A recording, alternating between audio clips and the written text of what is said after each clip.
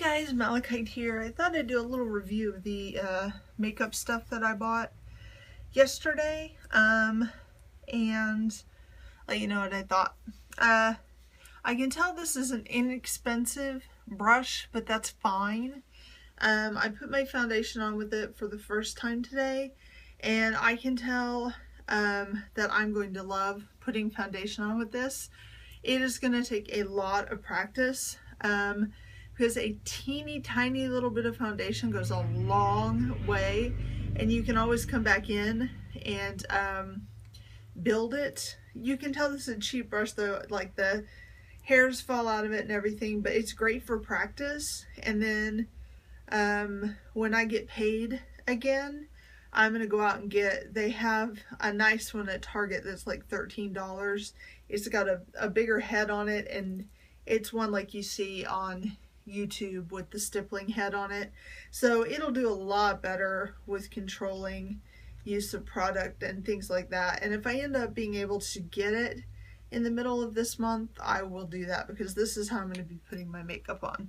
On to the best primer I have ever used. The Hard Candy Sheer Envy Primer, color correcting. I've only used a couple other primers in my life. One is made by Baddie's Bath, and it's fantastic. And the other one is made by Beauty Control. I don't think I got all the makeup off the back of my hand. Sorry about that, guys. And it was a skin balancing one as well. Now, people say this does not take the red out of your skin. That is not entirely true.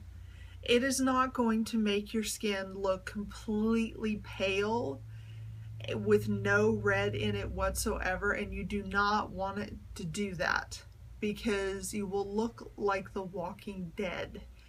It takes just a tinge of red out of your skin. If you're someone that doesn't have much acne or much red in your skin, it will take all the red out. I'm pretty sure it will. But if you're someone like me that has tons of red, it's just going to take a hint of it out, and that's all you want, or you're going to look too pale. And I'm already pale anyway.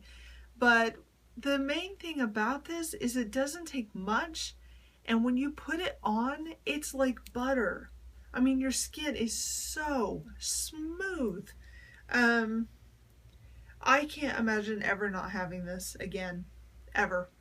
I am always going to have this in my makeup kit. Always, always, always. Always. It's fantastic. It's absolutely fantastic. Oh, my lid's broken. I didn't do that. Someone had opened it at the store, and I just didn't care about it anyway. I'll fix the lid. That's what duct tape is for. This stuff is amazing. I cannot rave about this enough. It's the Hard Candy Sheer Envy Primer in the color correcting formula. They have other formulas as well, but this is the one I got. The Hard Candy Glamouflage Heavy Duty Concealer, Holy Mother of God. This is the best concealer in the world. People that say it is are not joking. It comes with a little pencil, and because you can cover tattoos with this, and so you draw around the tattoo with a little pencil. What I did with the little pencil is use the side of it to cover spots. Like, you don't want to draw on a pimple because it's gonna rip it open, but I just took the side of the point and just rubbed on my spots, and it covered. And then the only thing, and it's probably because I'm new to using this, is I actually could not get this to completely cover my under eye circles. I think that is user error, but what I plan on doing, which I was going to do anyway, is getting Hard Candy's concealer palette next payday, because the yellow there's a yellow concealer in that palette, and that will completely kill the purple under my eyes. The purple under my eyes is ridiculous. But you guys, this stuff, I put a big old blob out on my finger. I've watched how many people do a review with this thinking that I'm gonna need all this, and I was like, oh my god. I was like trying to find places on my skin that might possibly. It covered up my age spots. I have age spots here that I'm starting to get on my cheeks. Covered them up completely. This stuff's amazing. This is something else that I will never be without again. I got the palest one they had. It was like ivory, I think, or something like that, because I'm so pale, and you want to get a shade paler, because like when you put it under your eyes. I put this on a little bit on under my eyes before my base, and then I put it on after and blended it out after I put my base on, and then just blended it out. It doesn't take much. It's really hard to blend out if you put too much on, and it's really hard to blend out if you're like me and you think you need 80 pounds of base with the brush. That was a bad mistake. Best powder I've ever used. It does have an odor, kind of a flowery scent, and look how pretty this is. We appreciate how pretty. And it's a pretty thick pan of it. If you're using a kabuki, this should last a long time. I have a great big fat kabuki brush. This is fantastic. It didn't take hardly any of this to have my face powdered out nice and matte. It's still matte. I've had this on for, I don't know, a while, and I haven't had to do anything. I got the lightest, which is 010 Buff Beige. That's what they had at the store. It's paler than what I was using. Really, really impressed with this. I think this is going to be my go-to powder. We'll see how it keeps going, but for the price, and it's not cakey. The only thing that would be cakey is because I know I got too much foundation on. The lip exfoliator, pleasantly surprised. Damn near burned my lips off my face. This one's broken on the inside of the thing, I can tell, so I'm having to be careful. When you're putting this on, you're putting it on like a lipstick. The first time you put it on, you have to warm it up so that it becomes like a potted sugar scrub. Don't do what I did and be like, it just doesn't seem to be working. I must need more. I must need more. It's not working. It's not working. It's not, oh, it burns. Just get a decent amount on your lips and then do what it says on the box and rub it in a circle and just keep rubbing and keep rubbing. It actually did exfoliate my lips. I'm very happy with it. I've got a matte lipstick on that looks way better than it would have before I used that, and my lips were pretty bad, so it's probably going to take a few times using that. But I'm really impressed with it. It was $3, and I'm going to keep using it because I like it. So the eye primer, I'm still on the fence about this. It's very, very thick, which is important, but it took me a ton of this to get my eyes primed. That being said, having the under eye circle problem that I have, my eyelids are also very, they're kind of dark and veiny. They always have been, and when I was in high school, we didn't have primer. So it took so much foundation to cover all that stuff up on my thing. It did cover it though. It did cover it because it's very, very thick. And I will say that